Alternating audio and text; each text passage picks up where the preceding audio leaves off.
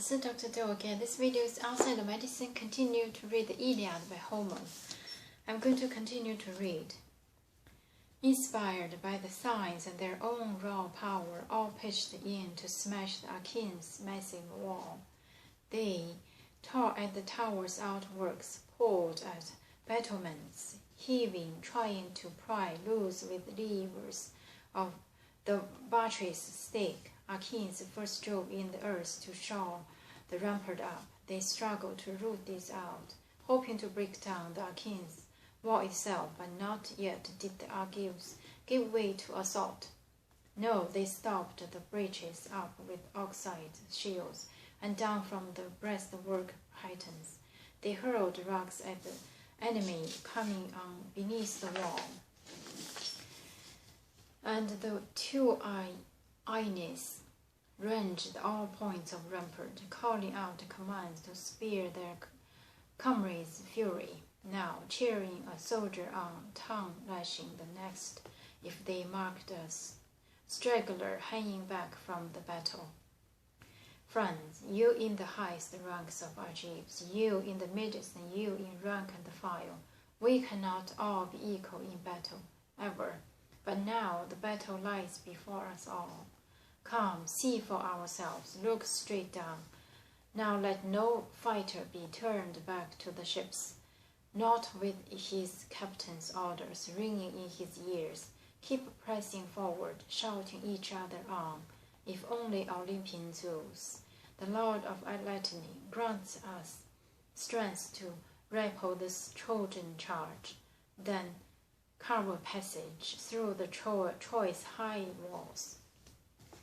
So their cries urged on the Achaeans' war lust, thick and fast, as the snows that fall on winter dawn, when Zeus who rules the world bring on blizzard, displaying on all mankind his whirlpool of war, and he puts the winds to sleep, drifting on and on until he has shrouded over the mountains looming peaks and the headlands jutting sharp, the lowlands deep in grass, and the rich plowing work of farming man, and he drifts fall on the grey salt surf and harbors, and down along the beaches.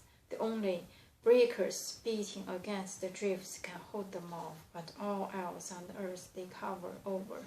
Snows from the sky, when Zeus comes storming down, now so thick and fast that they volleyed rocks from both sides, some at Trojans, some from Trojan against Argives. Salvos landing, the whole long rampart thunders under blows.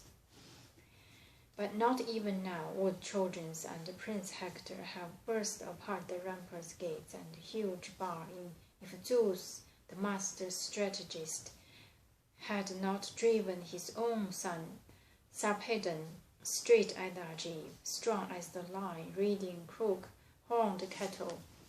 Quickly, Sarpedon swung his shield before him, balanced and handsome, beaten, bronze-smith, hammered out with layer on layer of hide inside, and stitches with gold rivet around the rim. This splendid shield he gripped before his chest, and shaking a pair of spears went stalking out like a mountain lion, starved for meat too long, and lordly heart inside him fires him up to raid some storm-proof fold, to go at the sheep, and even if he should light on herdsmen at the spot, guarding their flocks with dogs and bristling spears. The marauders has no mind to be driven off that steading, not without an attack, all or nothing. He charges flocks and hauls off bloody prey, or he's run through himself at the first assault, with the fast spear driven home. So now the heart of Sarpedon, stalwart as a god, impelled him to charge the wall and break it down. He quickly called Hippolochus' son, Glaucus, why do they hold us both in honor, first by far with pride of place? choice meats and brimming cups in Lycia, where all our people look on us like gods? Why make us lords of Ristate along the Xythus bank, rich in vineyards and plowland rolling wheat? So that now the duty is ours. We are the ones who had our Lycia front, breeze and flying ourselves in the breeze of war. So our comrade, strapped in combat gear, may say, not without fame, the man who rule in Lycia, these kings of ours who eat fat cuts of lamb and drink sweet wine, the finest stock we have, but they owe it all to their own fighting strength. Our great men of war, they lead our way in battle. Ah, my friend, if you and I could escape this free and live forever, never a trace of age, immortal, I would never fight on the front lines again, or command you to the field where men win fame. But now, as it is, the fate of death awaits us. Thousands poised to strike, and not a man alive can flee them or escape. So in our goal for attack, give our enemy glory or win it for ourselves. Glaucus did not turn back or shun that call. On they charged, leading the Lycia's main mass, and Pythia's son, Menethus, cringed to see them, heading straight for his bastion. Hurling ruin on, he scanned the Achaeans' rampart. Where could he find some chief, some captain to fight disaster of this man?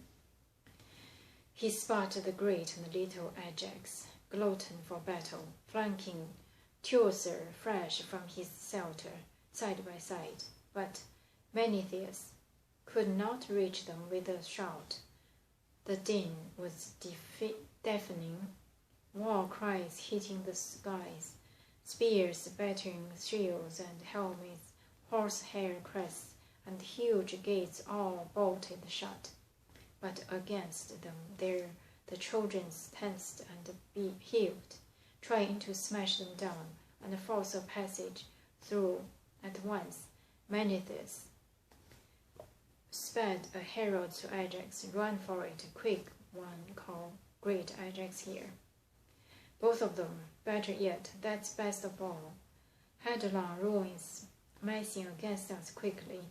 Lycia's captains are bearing down too hard, fierce as they always were in past attacks.